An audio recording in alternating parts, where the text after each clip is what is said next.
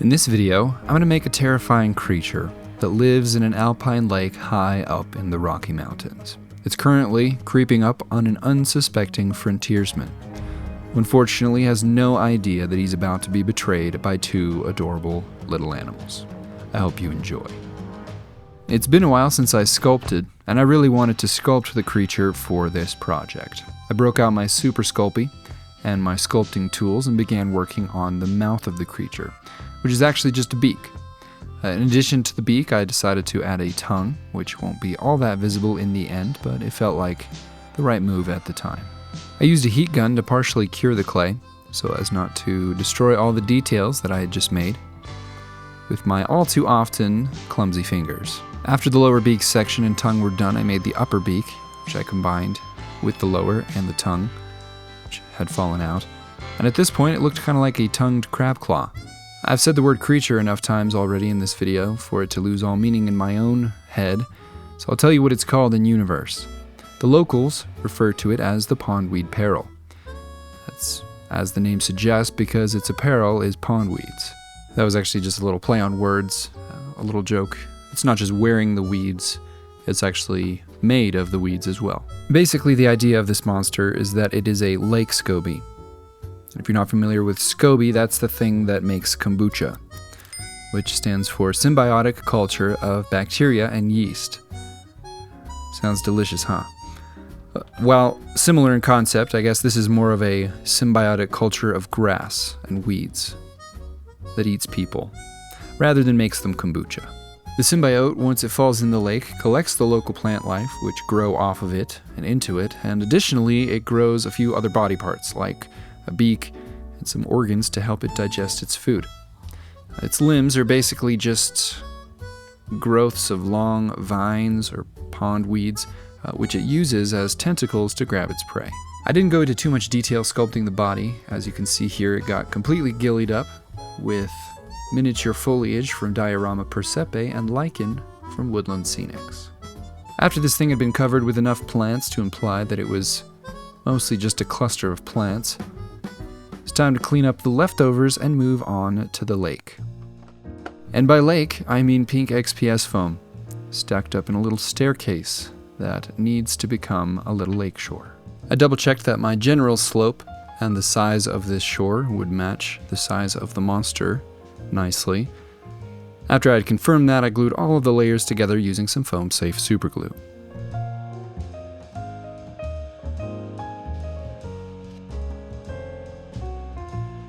Once together, I grabbed a pencil and traced out the rough shape of the shore, sloping gently down into the lake. After that, I used a utility knife to carve away the foam following the line that I had drawn. Relatively speaking. I wasn't too careful in this step. I was careful not to cut my fingers, but I wasn't too careful to follow the line because I will be patching it up with some terrain texture in less than a minute. Because this next step does make things pretty messy, I broke out an old hobby mat and then I grabbed my bag of sculpt mold, as well as an old to-go box from Chipotle. I dropped a few handfuls of sculpt mold into the bowl, as well as a few splashes of water. Once I had thoroughly mixed that with my gloved hand, I spread it over the surface of the lake shore. I patched up the imperfections in the foam with better looking imperfections in the sculpt mold, but that's okay because this is supposed to be organic. Finally, I carved a little bit of a subtle drop off along the shoreline. There were actually 72 hours between that last shot and this one. And not because I needed 72 hours for this to dry, but because I went camping with the family. And we had a great time. We saw moose. Actually, we saw 3 moose, which my son was very excited about. But one of those moose walked right through our campsite at around 9 o'clock, just outside the reach of the campfire. Shined our flashlights on it and saw it, and it was huge. We saw it the next day in the light and saw just how big it was. So that was intimidating. It just stood there making some noises, clearly looking for other moose. Bulls are particularly aggressive this time of year for some reason, and they're more than willing to fight anything that's not a cow moose, which obviously we were not. So it was a little intense for a moment, but I was very glad that it walked off into the forest rather than closer to us, because it's not unheard of to get trampled by moose, especially by bulls this time of year or by cows in the spring when they have their young.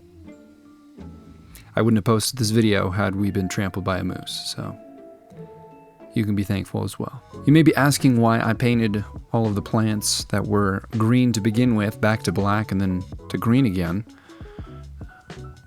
I wanted to be able to control the color of the green. Honestly, I didn't like some of the greens that it started with. I also wanted to be able to cover up the pink clay that was underneath, so that it had a more uniform look in the end. I did some brush work on the beak, and the paint job was mostly done. And I'm not going to be tinting the water with any kind of gradient, but I did want to have a gradient, so I painted that on the ground and the plants themselves. I broke out some pigment powder and brushed that up on the shore, which, once it's dry, gives it a nice organic dirt look. After that had dried, I threw on some static grass, which I decided not to change the color of initially. I'll go back and tint that later. And it's not normally a good idea to use static grass before resin, because if it gets in the resin while it's wet or tacky, it's borderline impossible to remove. But I threw caution to the wind and did it anyway. And speaking of resin, that's what time it was. I think in a previous video I said that I would never use hot glue again for resin molds. And while that is the case for some settings, my pour volume was small enough on this one that I decided it was okay. The real key to success here is to not use hot glue to glue the acrylic pieces together, but rather use some CA glue. In this case it is the foam safe stuff, otherwise it'll get cloudy. And then go back with the hot glue afterward as the sealer. I would still probably recommend using silicone for this, but I didn't have any on hand, so the hot glue was an adequate substitute.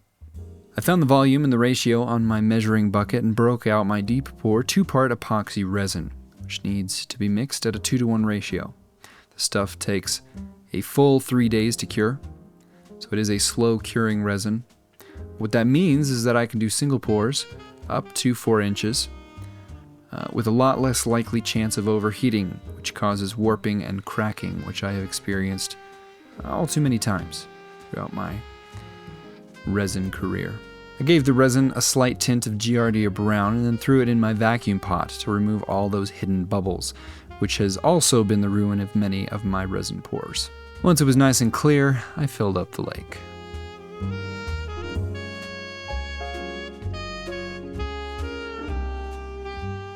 I ended up with a little extra resin, which I poured into some silicone rock molds from Woodland Scenics because I was running out and I needed a restock. After popping a few lingering bubbles, I dropped some similarly colored lichen into the resin to give the peril the appearance that it was weeds spreading out and floating on the surface in a natural way. Not sure if I accomplished that or not, but that was the goal. Also dropped a stick in there for good measure. That's going to take a few days to cure, like I said, so while we wait, let's jump over to the other characters of this diorama. After, of course, cleaning off my old hobby mat with some isopropyl alcohol. I found this box of historically appropriate characters, and I was after one guy in particular. It was the guy at the bottom left.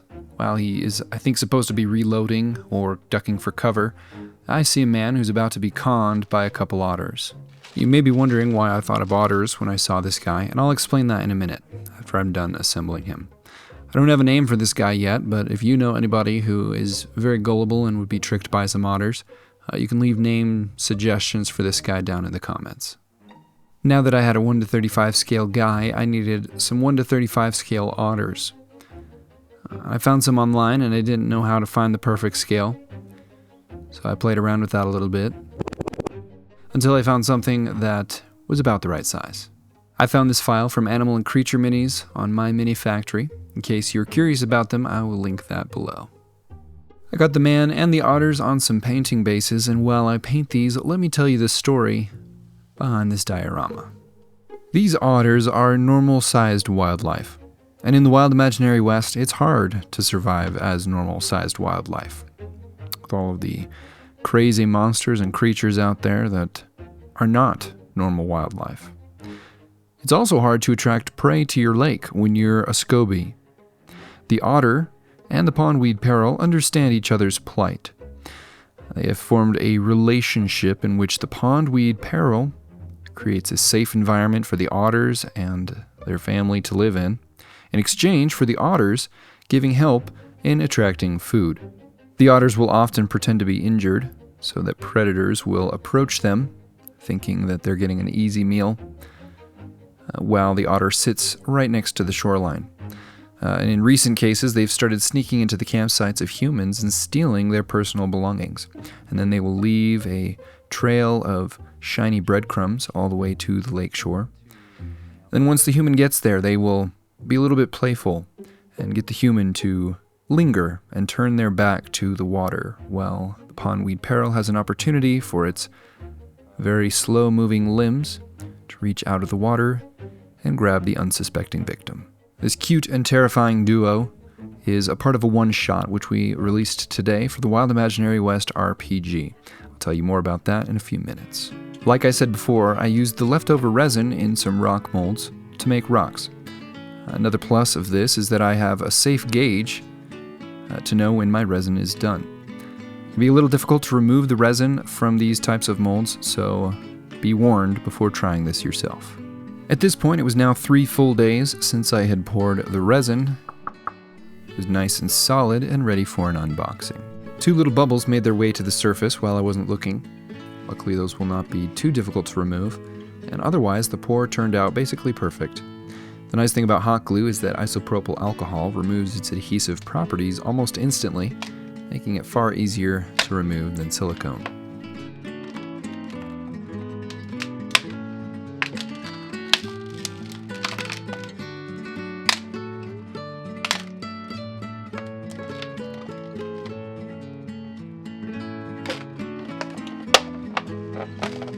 After all the acrylic had been removed, it was time to clean up the edges, where there was a little bit of flashing, as well as add a surface texture using some water ripples effects from Woodland Scenics. Woodland Scenics sells various viscosities of their water surface effects.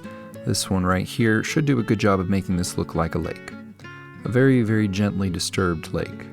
When I poured the resin, it had crept up on the shore using capillary action, creating a wet look that I wanted to push back using a few more pigment powders. And when these are dry, they will look dry. After that, I did go back and tint the grass ever so slightly using the airbrush. The resin had made the sides of this thing nice and smooth, but in order for paint to stick to it, I roughed it up with an emery board. Once the sides had some tooth, I painted them up with black 3.0. Like I said before, this diorama features elements from a new one-shot that we just released for the Wild Imaginary West RPG. It's available as a free download for all of the Kickstarter backers as a reached stretch goal. And if you aren't a backer yet, this one-shot and all of our digital content is now available for download at runefoundry.com, which I will link in the description. The Rune Foundry team also cooked up a free dice rolling app featuring our bullet dice, which is available for both Apple and Android, so there's no excuse to not start playing as soon as you want to. After all these shiny objects luring the man to his demise had been glued in place, I called it good.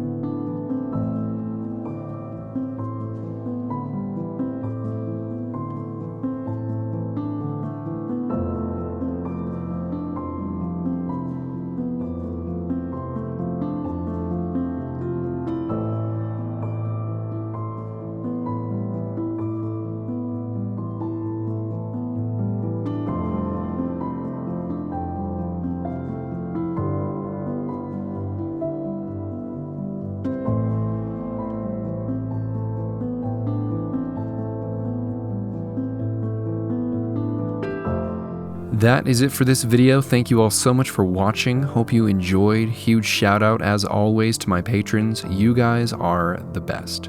Have an awesome week, everyone. I'll see you next time. And watch out for moose.